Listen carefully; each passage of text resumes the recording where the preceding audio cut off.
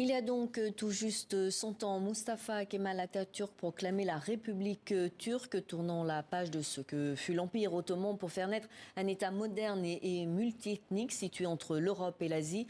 Pour en parler, nous recevons dans ce journal Nora Seni, historienne, géopoliticienne et franco-turque, spécialiste de la Turquie, professeure à l'IFG, l'Institut français de géopolitique, et fondatrice et rédactrice en chef du journal en ligne L'Observatoire de la Turquie contemporaine.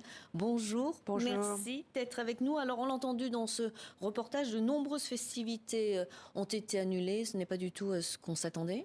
En fait, pas si nombreuses que ça, parce que peu de festivités, justement, avaient été programmées. Le 100e anniversaire, on aurait pu penser que depuis, c'est pas seulement le jour anniversaire, le 29 octobre, mais toute l'année aurait pu être le lieu, le moment de grandes célébrations, des colloques, des expositions. Ça n'a pas du tout été le cas, et c'est tout à fait étonnant, parce qu'il y a pas plus de 10 ans, Erdogan avait fixé des grands objectifs pour cette date-là. La Turquie devait paraître parmi les 10 pays les plus développés au monde. Donc l'ambition était grande, etc.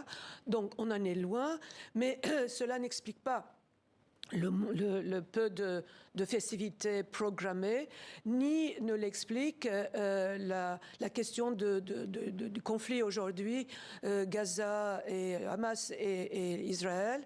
Ça a été plutôt un prétexte pour montrer patte blanche, enfin pour faire expliquer qu'il n'y a pas grande chose à célébrer. Alors pourquoi est-ce que Erdogan ne veut pas célébrer? Depuis son avènement au gouvernement, aux affaires, Erdogan considère que de la fondation de la Turquie à son arrivée au pouvoir, c'est un régime qui était une parenthèse dans la longue histoire turco-ottomane, si vous voulez. Pardon. Et que c'est lui qui va représenter la vraie nature, la vraie ADN de ce pays. Donc, il a très patiemment et pas frontalement, mais doucement islamisé la société et a supprimé, continue à supprimer la laïcité. Atatürk avait initié donc une république laïque installée dans le monde occidental, avait donc pour cela adopté l'alphabet latin.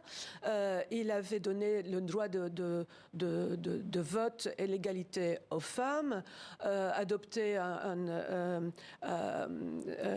système juridique civil suisse. Et on peut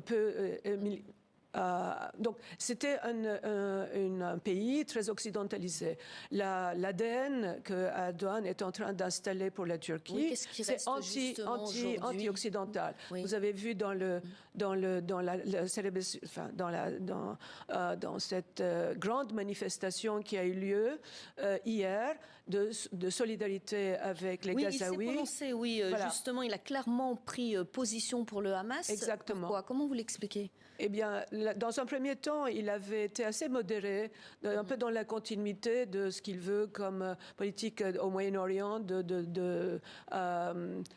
estomper un peu les conflits, notamment avec Israël. Eh bien, il a totalement abandonné cette position-là. Oui, notamment à cause de des relations avec Israël, justement. Il avait repris un peu des relations avec Israël. Et puis, aujourd'hui, c'est terminé. Des projets des projets de gazoduc, par exemple, ensemble avec Israël était prévu. Il était prévu un voyage de Erdogan à Jérusalem, etc. Tout cela est annulé. Il dit pique-pendre d'Israël, qu'ils vont considérer que le monde doit considérer Israël comme un criminel de guerre. Il s'en est pris beaucoup à l'Occident également. Voilà, et toute la responsabilité incombe à la politique internationale, au monde occidental. Donc c'était très anti-occidental comme positionnement, s'appelait à ces nouvelles coalitions. Juste après, l'agenda de Erdogan, après ces élections de mai Où il a été 2023 président. du mai dernier, où il a gagné les élections. On a pu penser que ça y est, il va se calmer un peu sur cette question identitaire. Pas du tout. Il a par exemple, et je trouve ça très symbolique, il a par exemple nommé 850 imams dans les écoles de la ville la plus laïque de Turquie, Izmir. Il y a aussi la perspective des municipales 2024. Voilà, alors dans cette perspective municipale, il va jouer son va-tout pour récupérer Istanbul, pour obtenir pour la première fois une ville comme Izmir. Et pour cela, il a besoin d'une coalition renforcée avec des éléments d'islam très radical qu'il a introduit comme député dans l'Assemblée, notamment un mouvement qui considère que les femmes qui n'ont pas de mari, il faut leur trouver un propriétaire, un maître. Donc tout ça, c'est un symbolisme qui ne se voit pas très bien de l'étranger, mais qui est en train de changer radicalement l'ADN de la Turquie.